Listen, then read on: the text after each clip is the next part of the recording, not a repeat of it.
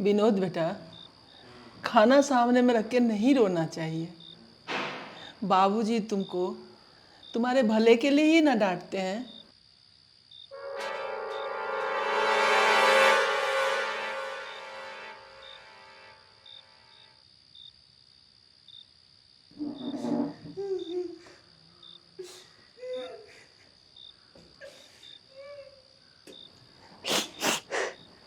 आप तो विनोद को डांट करके चले गए, तब से देखिए ये कैसे रो रहा है और खाना भी नहीं खा रहा है।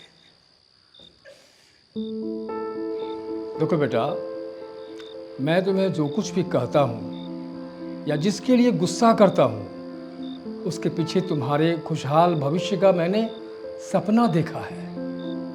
तुम्हें एक पते की बात बताता हूँ। पिता के डांट फटकार की वजह से बच्चों को पिता का प्यार दिखाई नहीं देता है, क्योंकि पिता बच्चों के सुखमय जीवन के लिए हमेशा परेशान रहते हैं। लेकिन बच्चा कैसे स्वस्थ रहेगा, बच्चा कैसे अपनी ज़िंदगी को आगे बढ़ाएगा, उसके लिए माँ उसके खाने पीने सोने जागने को लेके हमेशा परेशान रहती है। इसीलिए बच्चों को माँ का प्यार दिखाई देता है। इसीलिए जीवन में हर आदमी को माता पिता का होना बहुत ज़रूरी होता है। अब बस कीजिए। देखिए मेरा बेटा इतना भी कम अक्लमंद नहीं है। जाइए ना, आप जाइए, फ्रेश हो जाइए, जाइए।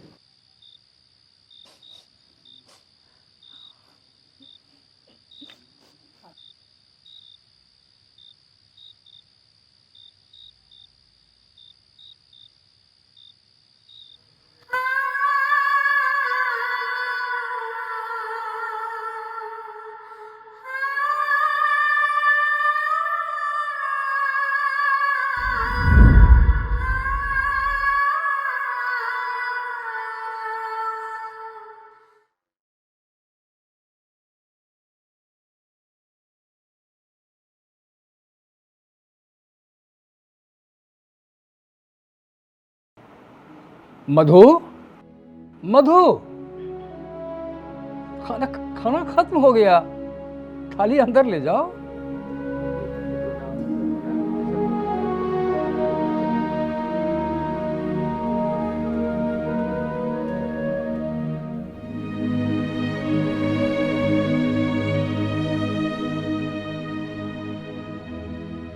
निकल जाओ यहां से, दोबारा कदम मत रखना यहां।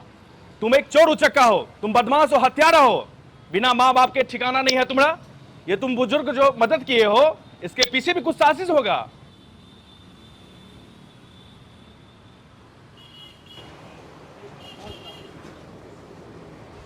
मालिक, 2 दिन से भूखा था। जब मेरे पास कोई काम नहीं था तो आपने काम दिया, इसलिए आज आपने मुझे बहुत कुछ सुना दिया।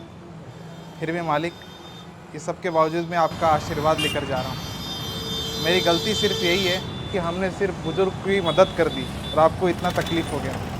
इसके लिए माफ़ी चाहते हैं। आज के बाद हम आपके दुकान पर कभी नहीं आएंगे। हाँ, जाओ जाओ, निकलो, जाओ, निकलो यहां से, जाओ।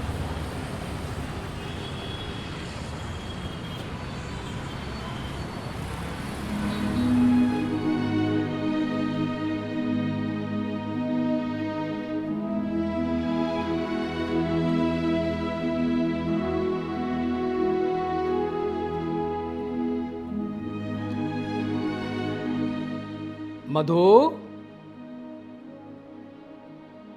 कहाँ चली गई मधु? बहुत देर से उसकी आवाज भी नहीं आ रही है। हो सकता है रूम में हो। ठीक है, मैं रूम में जाके देखता हूँ।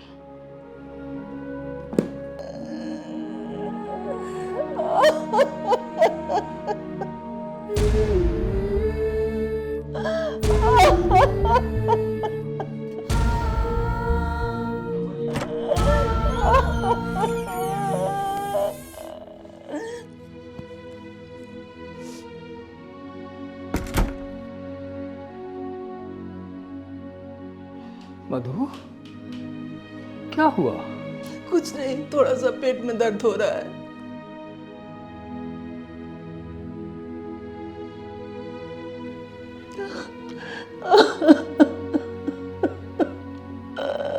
तुम मेरी बीवी हो, तुम्हें सीने से लगाते ही मुझे तुम्हारी सच्चाई का पता चल जाता है।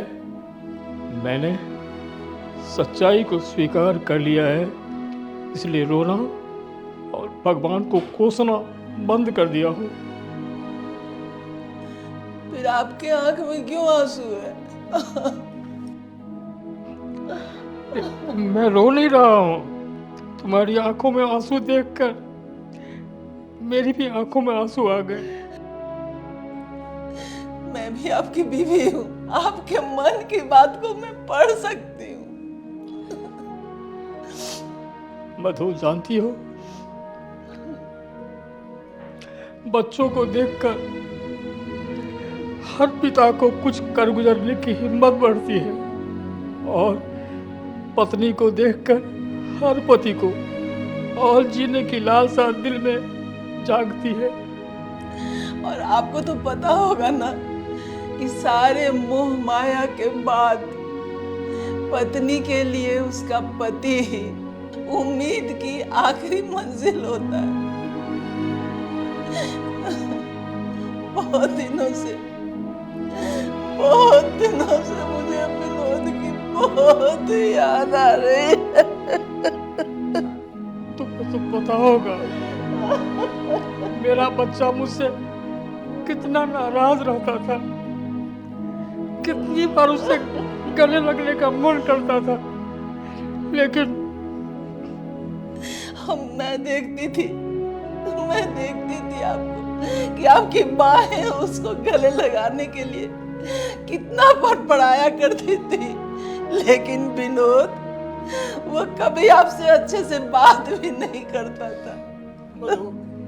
मुझसे जितना हो सका मैंने उसके लिए किया, लेकिन उसके बाद उसने जो किया। क्यों आए हो? जेल से रिहा हुआ। अगर मेरे हिसाब से रहोगे तो ठीक है, नहीं तो मेरे को बार बार तकलीफ मत दो। तुम्हारे साथ रहने नहीं आया। फिर कहाँ? जहां जाना है जा सकते हो। मुझे 5 लाख रुपए दो, फिर मैं चला जाऊंगा। विनोद, तुमको क्या हो गया है? पैसा पेड़ में नहीं लटकता है, खून और पसीने से कमाया हुआ मेरा संपत्ति और पैसा है। बेटा, तुमने जो पाप किया है ना, उसकी सजा तुम काट चुके हो। अरे अब तो कुछ समझ लो, अब तो इंसान बनो। मैं बकवास सुनने नहीं आया, मुझे पैसे दे। मैं पैसे के लिए आया हूँ, और नहीं तो मेरे से बुरा कोई नहीं होगा। मैं तुम्हें एक फूटी कौड़ी भी नहीं दूंगा। सोच लो। चुपचाप यहाँ से चले जाओ और फिर दोबारा अपनी शक्ल मत दिखाना। अरे क्या कर रहे हो? ये क्या कर रहे हो नारायण? छोड़ो छोड़ो उनको। ये क्या कर रहे हो? लग जाएगा ऊपर। बाप को तुम ऐसे कर रहे हो? आज मुझे अपने आप पे शर्म आ रही है कि मैंने किसको जन्म दिया।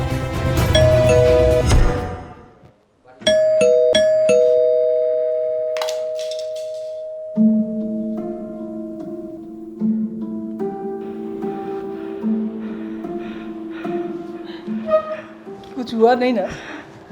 नहीं, ठीक हो जाएगा, कुछ मत सोचिए। कैसा नालायक बेटा हुआ है मेरा, कैसा कपूत है।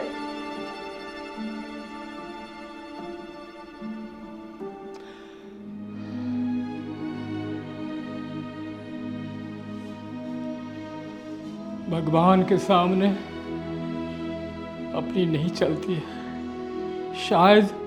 शायद हमने भी कोई गलती की होगी, इसलिए हमने अपने दिल और दिमाग से सब निकाल दिया।